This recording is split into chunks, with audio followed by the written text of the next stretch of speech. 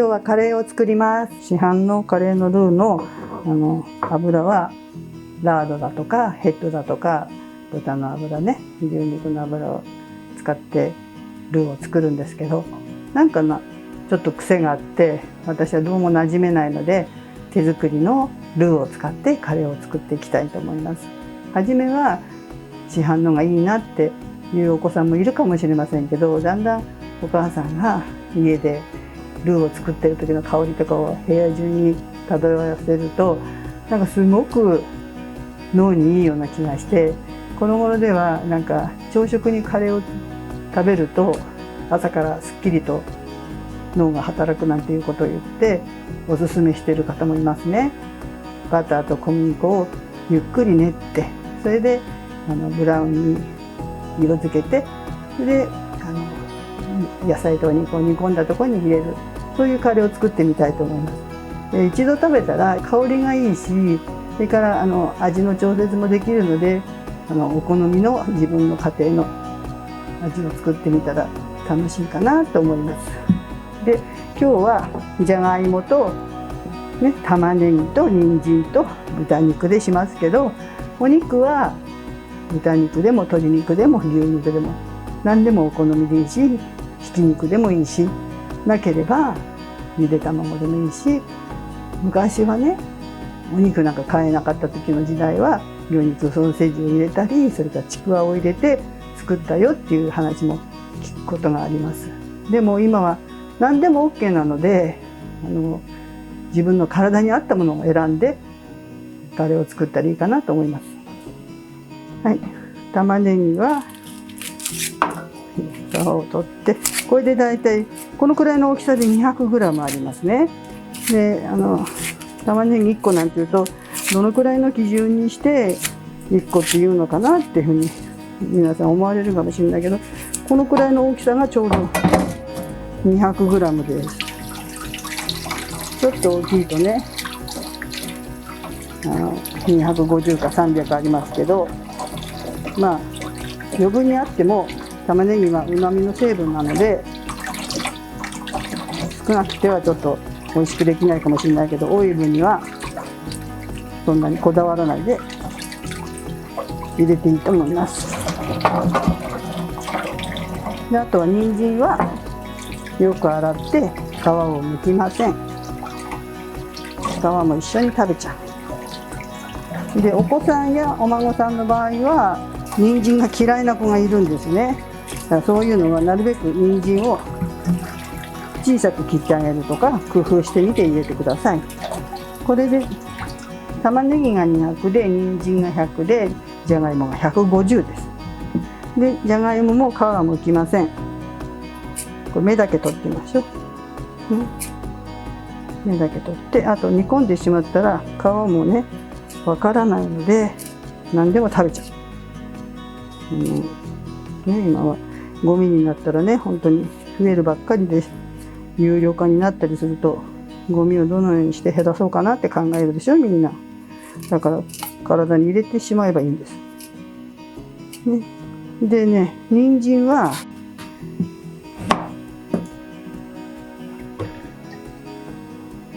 5ミリぐらいの角切りにします。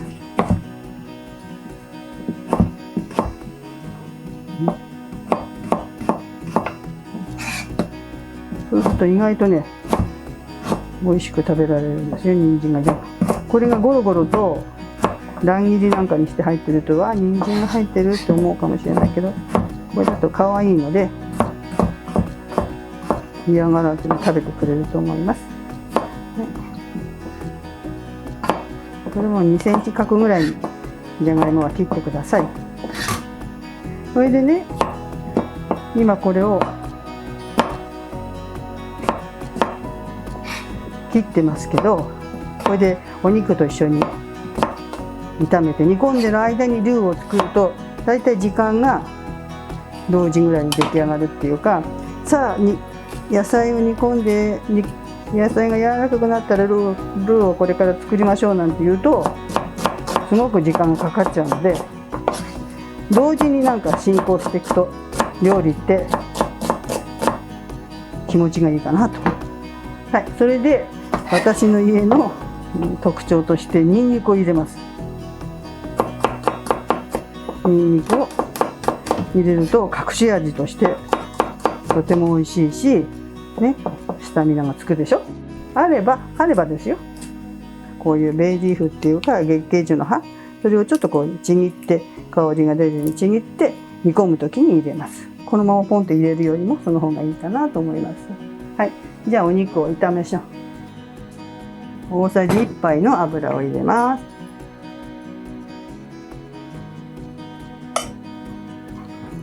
人参が硬いので、先に一番硬い人参を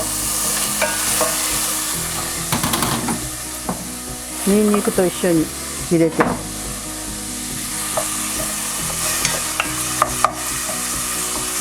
人参って油と相性がいいので、この中に油の中にビタミン A が溶け込みますので、油と一緒に炒めると栄養効果が高められますよ。人参ってお子さん嫌いなんですよね。いかにして何を食べさせようかってお母さん皆さん工夫してらっしゃるでしょ。でもカレーに入れると意外と食べちゃう。よく炒めたら、そしたらお肉を入れます。今日は小さいお子さんなので薄切りにします。塊の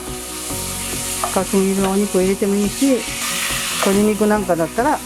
骨付きのでもいいし、骨付きで煮込むと骨の中のコラーゲンとかも溶け込むので栄養的にはバッチリですね。その代わり時間がかかります。はい、このくらい炒めたら今度はじゃがいもと玉ねぎを入れます。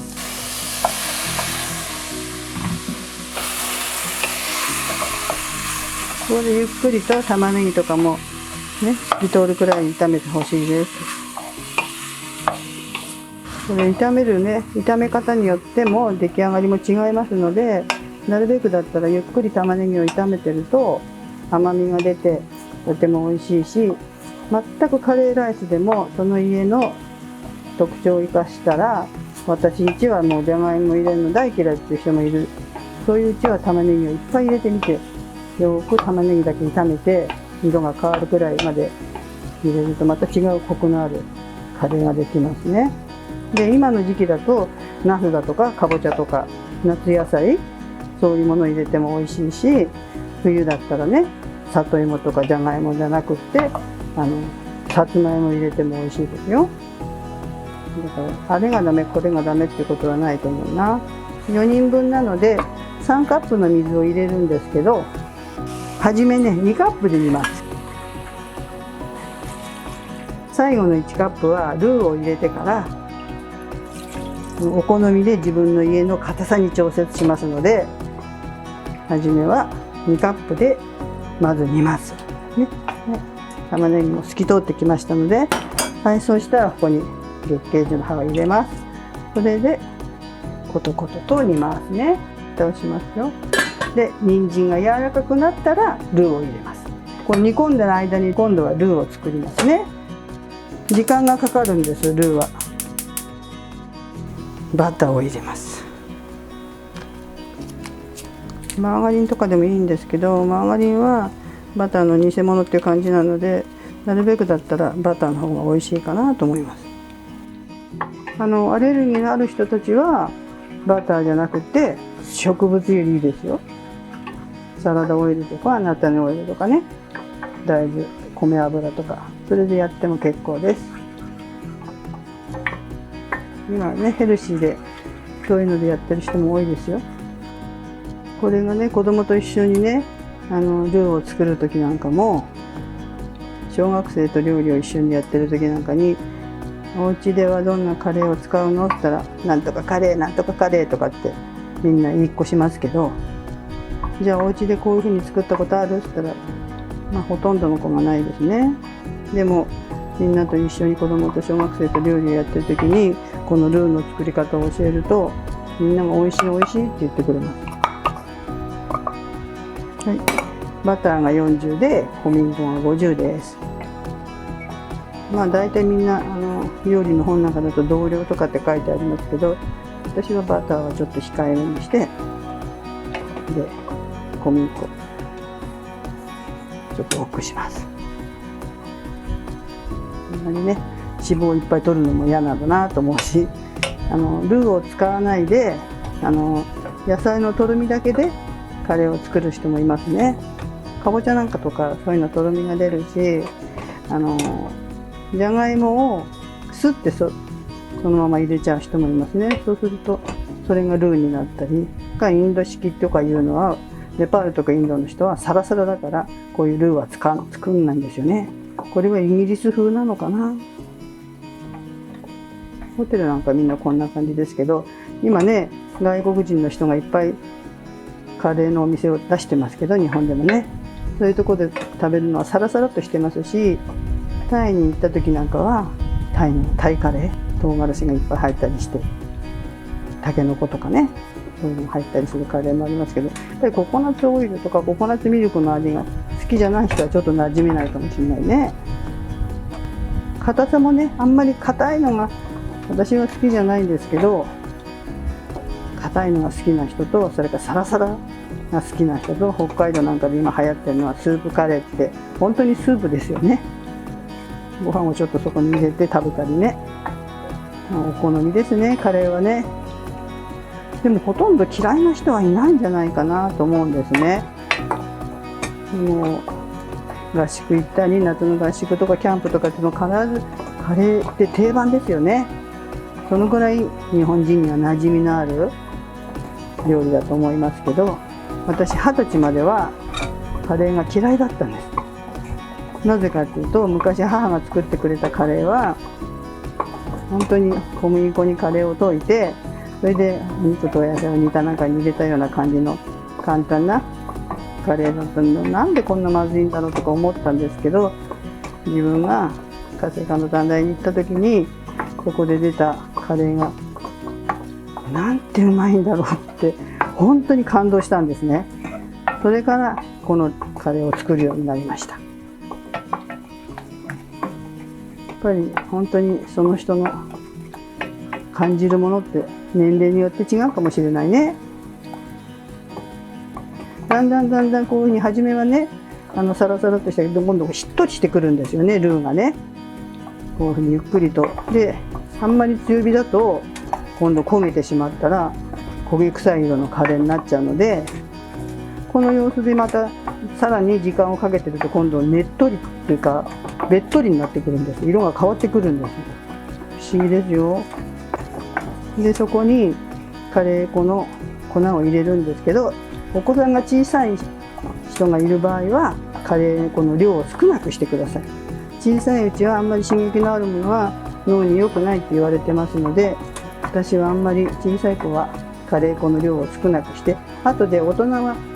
水で溶いて後で足せばいいのかなっていう感じにして作ってますけどね。大人はもう今ね激辛とかすごい辛いカレーとかいろいろあるでしょ。カレーは美味しいです。でご飯も白いご飯、白米のあれで食べたりとか、それから私は玄米をねカレーに添えると美味しいなってプチプチ感があったりしてね。でこれが翌日残ったりしてちょっと硬くなっちゃったりしたら、今度そこにもうちょっと牛乳とかで伸ばして、それでドリアにして上に粉チーズかけたりとろけるチーズかけてオーブンで焼いたりするととてもいい。ちょっと火を弱めましょう。だんだん色が変わってきましたね。でもね小学校4年生ぐらいからだとねこのルー作れますよ。ですごく熱いのでやけどしないように注意して、その時その時出来上がりが子どもたちも違うんですけど、でも何回かやってるうちに料理って自分のものになるから、失敗は成功のもと、ね、失敗しなければ成功しないもんね。だから自分でやると何でも自分が主役になれるから、小さい時からお子さんに料理をさせて得意にさせてあげてください。自信がつくから。だから料理ってそういう意味ではね素晴らしい教育かなと思いますね。食育はね、お勉強も大事ですけど、料理をすることによって社会のお勉強もできるし、国語のお勉強もできるし、それから理科のお勉強もできるし、数学のお勉強もできるし、全てのことがこの料理をすることによって学ぶことができると思うんですよ。だからうちの子は頭が悪いって思わないで料理させてみてください。特別な才能を発揮するかもしれない。で、美味しいもの食べましょう。ウクライナの人たち、ああいう戦争の中でね、怯えながら生活するっていうのはね、日本なんて幸せだなって思いますよ、私。でもこれから食糧難になるから、ね、どんなもんでも食べなきゃいけないようになっちゃうでしょ。昆虫食なんて今流行ってるもんね。コオロギは昔食べたことあるけど、イナゴ。コオロギじゃなくイナゴ。でも、ちょっとグロトスクだったけど、福島の子は大好きでしたよ。私のね、お友達のお母さんが福島だったの。小学校の時お弁当のおかずにね、イナゴが入ってた。びっくりしちゃった。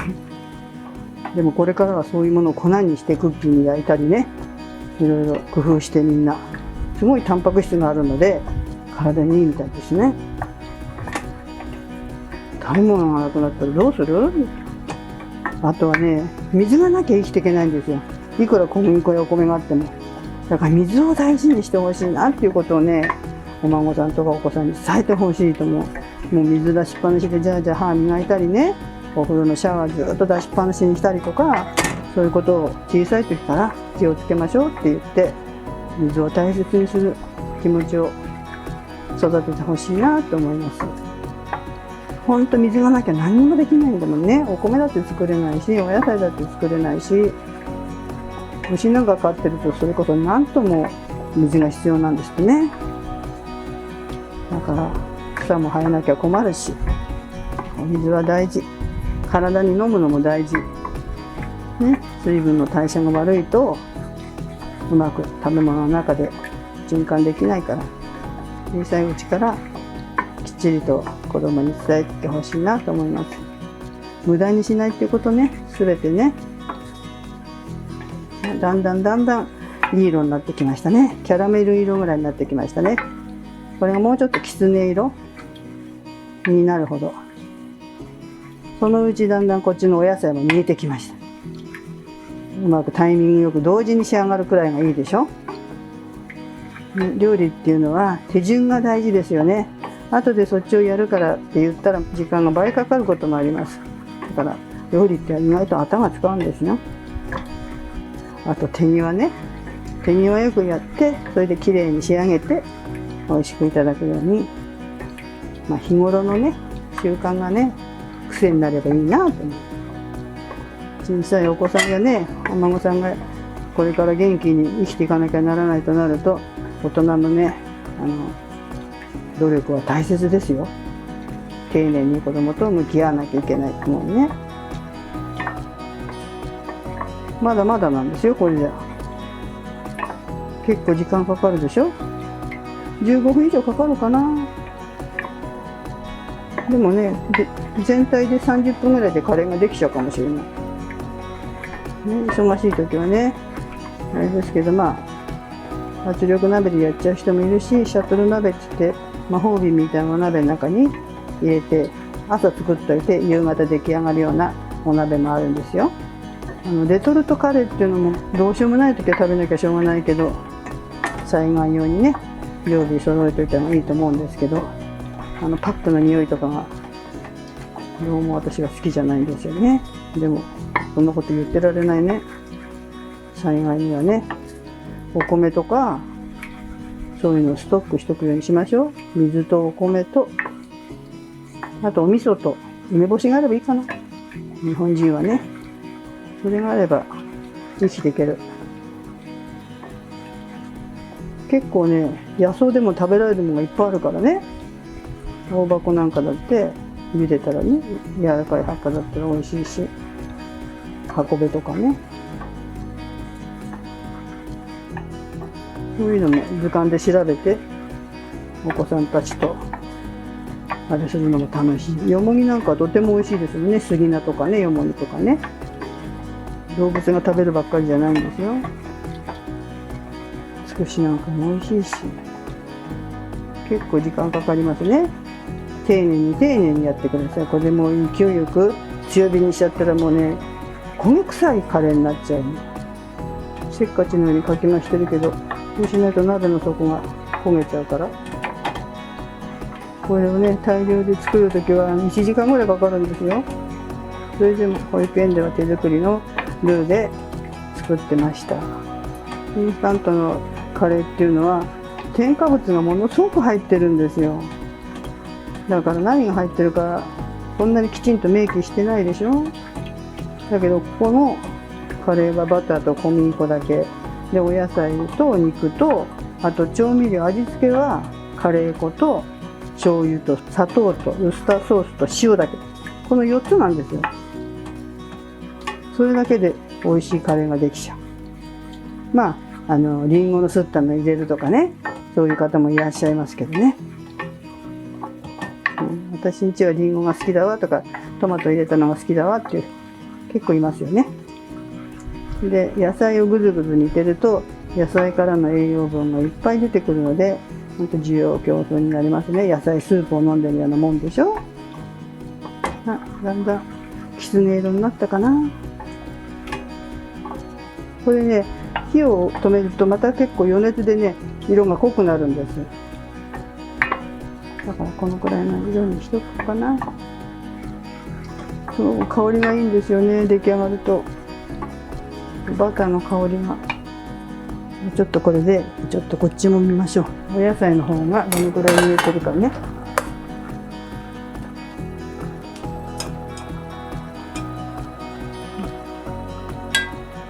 結構じゃがいもが柔らかくなってきました。ルーも火を止めます。これカレー粉入れます。今日は小さじ2杯入れます。小学生ぐらいだったらこのくらいの辛さも食べられますよ。これが冷めてパックに入れると売ってるカレーと同じ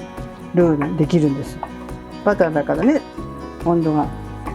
冷めると固まるでしょ。こうやって余分に作っといて冷凍しといてもいいですよ。はい、出来上がりました。カレーのルーができたね。そしたら今度こっちにこの月桂樹の葉は取り除きます。そしたらここに調味料入れますね。8g ずつ入れます。まず塩ね。あ、ぴったしバッタンぴったし8クリアして、でまたこれ8入れますね。ウスターソースです。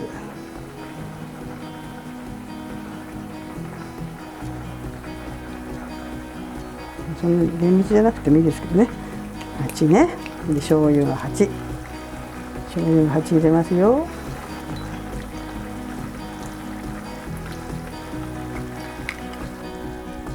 砂糖も8入れます。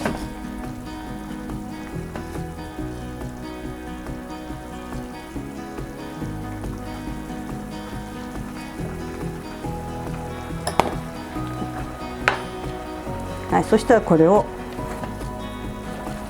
お野菜の中に入れます。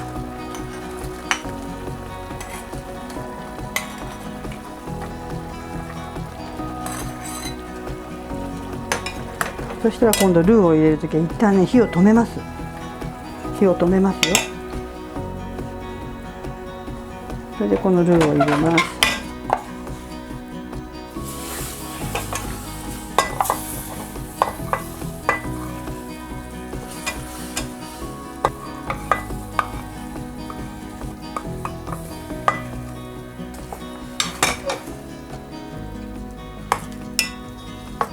美味しそうなのができるね。それで残りのあと1カップの水入れますね。ここに入れちゃって、こっちをきれいに溶かした。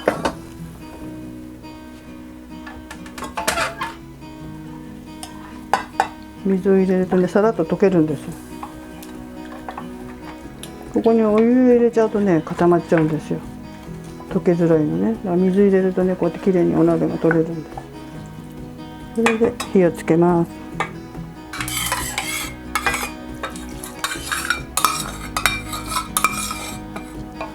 これで4人分大体できたんですよ。とグツグツ煮ますね。ちょっと煮立たせます。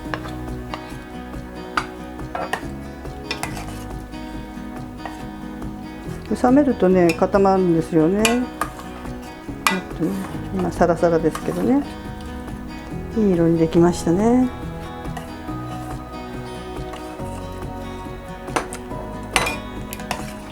すごくいい味です。ルーを入れる時にじゃがいもがあんまりまだ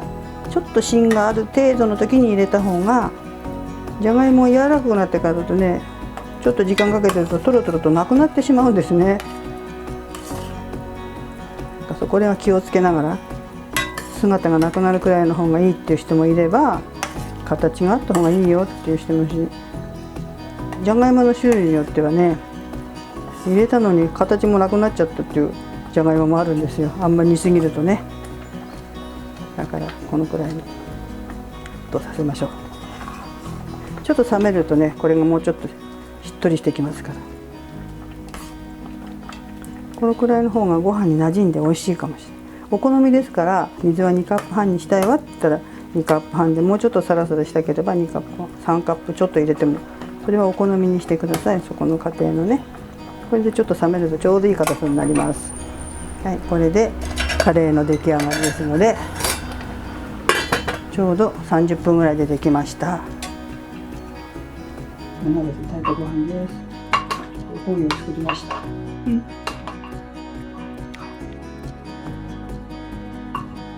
当ね、カレーって玄米私好きなの。熱々なのをいきましょう。時間が経つとちょっととろみが出ますよ。ね、こうやってね、お皿を汚さないためにね、こうやってここでちょっとこうやるんです。あ、これダメだった。